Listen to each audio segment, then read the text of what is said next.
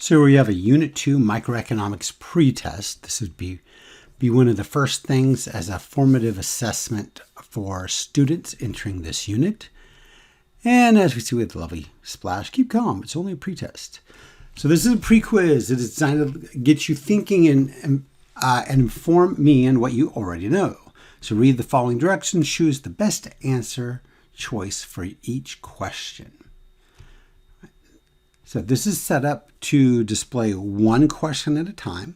It also randomizes the possible choices, and there is instructional video along with each question and feedback. It will go through one feedback, or let the students answer once before it gives the feedback.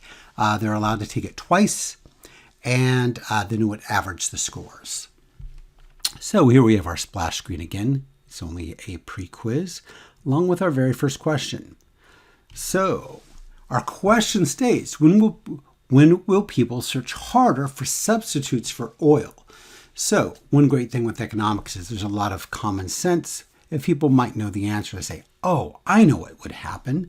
And let's pick the correct answer on this one.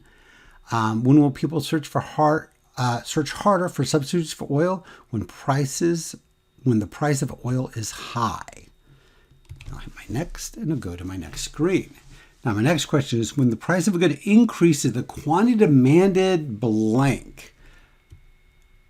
Does it increase, stay the same, or decrease? I'm going to say I don't know. So in this case, I'm going to watch my video a little bit.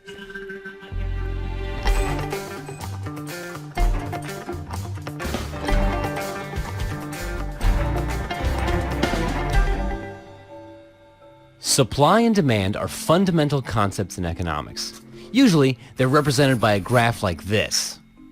So what does this mean? Well, let's start with the demand curve.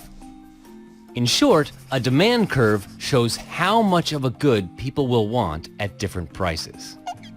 What happens when there's a big sale? Well, at a lower price, people buy more. More shirts, more pants, more video games, and they do stuff like this. This is what happens on Black Friday when retailers lower their prices to get people to buy stuff for Christmas. The demand curve illustrates the intuition for why people go nuts on Black Friday. Price is shown on the vertical axis, and quantity is shown on the horizontal. Here's the normal price, and here's the Black Friday reduced price. All right, so let's say we've gone through the video and we've gotten our answer, and we say when the price of a good increase, the quantity demanded. I'm going to pick a wrong answer here. When the price of a good increase, quantity demanded stays the same. Maybe I didn't watch the video very well. I hit the next button.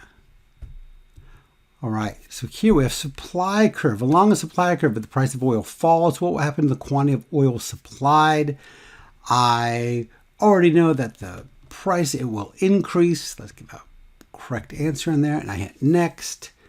Again, I could watch the video if I didn't know my answers. So if the price of cars fall, are car makers likely to make more cars, the same amount of cars, or fewer cars? So price falls. I want to say, oh, they're gonna make more cars. Haha. So if the price in the market is above the equilibrium price, this creates.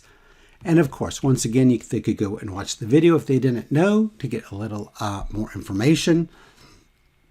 I'm going to pick a wrong answer again, just to see our feedback on round number 2. And then when the price is above equilibrium price, greed, in other words, self-interest, tends to push the price up. All right. And then the end, it says, name 3 things that you learned from this pre-quiz. I'm going to write what a lot of my students write. IDK, IDK, and IDK. And hit submit.